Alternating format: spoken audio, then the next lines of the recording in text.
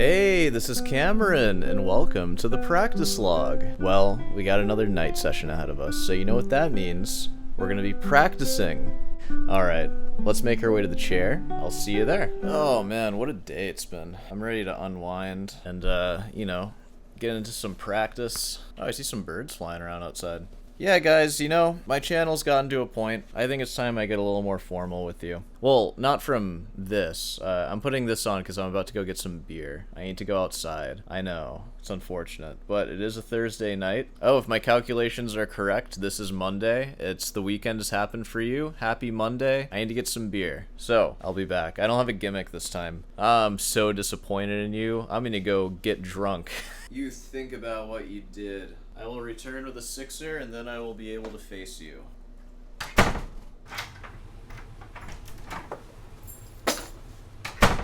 Oh god, it's so hot. Who let me leave my apartment wearing all this?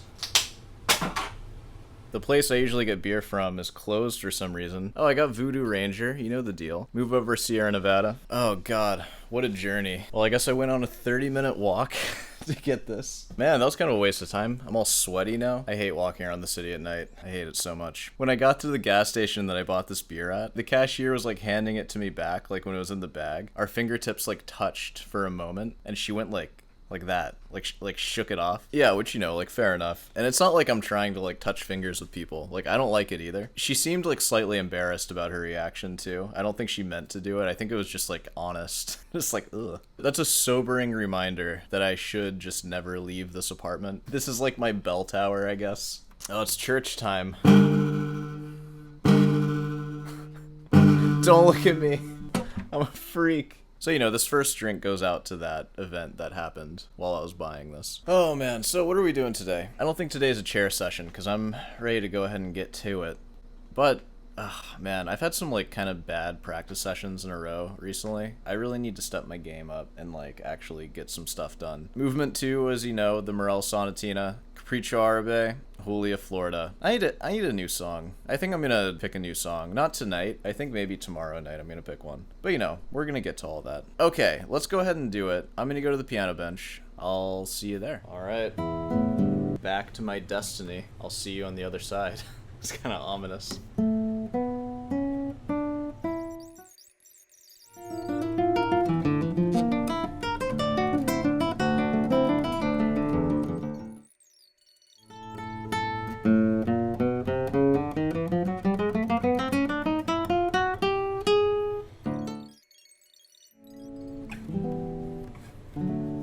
Alright, I think I'm done for today. How long has it been? Yeah, it's been like an okay amount of time. I guess I'll go ahead and bring you over. I got another beer. The main reason I wanted to tell that story about the cashier is because on the way home I thought of that bell tower joke and I thought it was hilarious. I understand the risk of saying stuff like that because I don't want to bring out like the red pill. Red pill or blue pill? I forget which one it is. You know the people I'm talking about. If you know, you know. So if you have red pill comments, keep them to yourself, please. I'm gonna play Capriccio Arabe for you. You'll hear the part that I don't know as well. And for my own sanity, I'm only doing this once. I'm only doing one take. We all gotta eat our vegetables. This is the first day I've looked through the whole thing since like 2 years ago. Some of it's gonna be rough. Also, I need to file my nails. They're at this weird place where they're hooking, but I'm kind of used to it. So I know that filing them will kind of mess me up. So I'm like, I'll just keep it for now. I'll file them after this.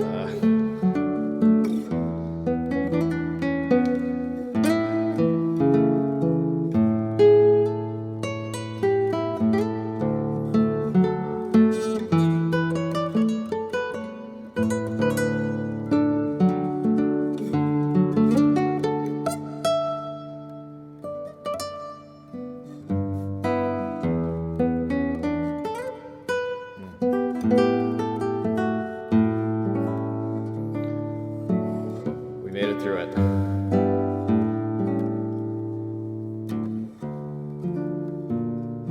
I'm sorry you can hear my voice with the reverb. One more time, just for fun.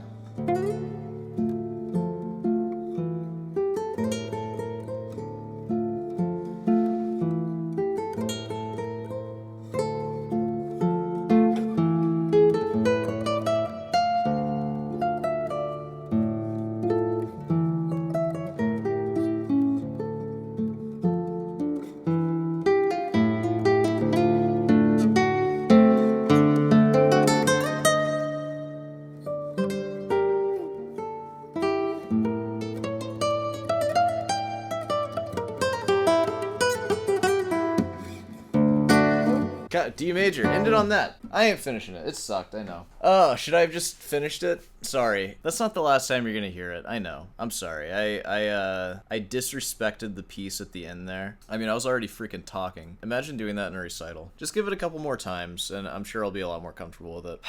I think I have to apologize. I'm not proud of the way I handled that at the end. What I should have done was I should have not spoken, and I should have just gone through and played the rest of it. I didn't do that. I don't know. Something just overcame me. I'm gonna reflect on that, though. That's not the example I want to set for everyone. You shouldn't do that. That's me being a baby, like a child. So you don't want to act like a child. You want to have some frickin' dignity when you're playing stuff like this. Alright, well, you know, hope you learned something there. I mean, a lot of that felt good. I felt very, like, expressive through that. I played it, like, a touch fast, but it also felt, like, at an energetic speed to me, which is kind of nice. I enjoyed that. Yeah, so, you know, we're gonna put that to bed for now. Okay, I think it's time that we make our way to the computer. Man, that Julian Bream, Last I remember, he was about to get drafted into the WA. We need to see what's gonna happen there. Alright, well, I'll see you at the computer. Would L ever catch Heisenberg? I feel like Light was kind of an easy target in the show, because I feel like everybody knew that he was the killer. I don't know, could he catch Heisenberg? I'm gonna watch that video. I'm not gonna watch it now, though. In February 1952, I had a letter from Her Majesty's forces. Oh no. I knew it was gonna come, because I was of age. Is that Julian Bream right there? The guy on the left, he's actually 5'4". National serviceman. At that time, I had a Woo! Ho-ho! Hey there, soldier boy. fish fan, you see. And I thought, well, the obvious thing.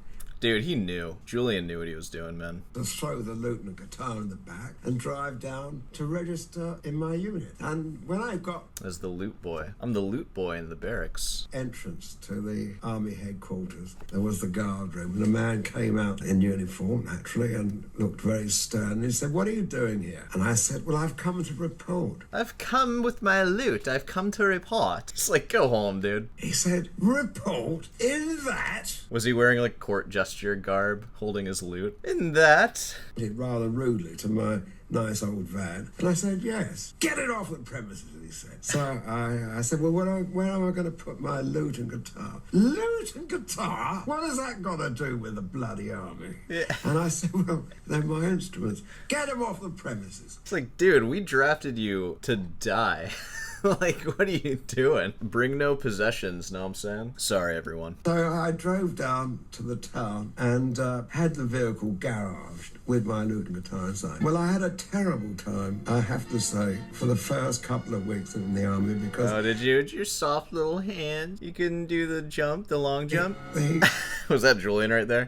Yeah. The regime was just appalling. And, you know, and I came from a world of music and poetry and painting. And oh, there's going to be a lot of poetry coming from this. Don't worry. people were civilized and nicely mannered towards each other. So I found myself in this awful, crude, evil, I thought, world of people just treating each other Dude, bass Julian. Wow. like mud. I took great exception to this, but there was nothing I could do about it. Until one... Dude, you know, I've often asked, like, what would I do if the draft came and I got drafted? There's two sides to me, right? Part of me would love the idea of just, like, going to, like, army camp and just training, like, 8 hours a day with the boys and just, like, training and stuff. Because I like that. I wouldn't mind that. I would find that fun. But then that's also met with, like, the thought of going out and, like, trying to kill people and then also like probably getting killed. I don't know, I feel like if I were ever ordered to like march into enemy territory, I would just like go the other way. Heck no. I'm not going over there. Like, what are you gonna do, shoot me if I don't go over there? What do they do, just like dishonorably discharge? It's like, yeah, I'll take that,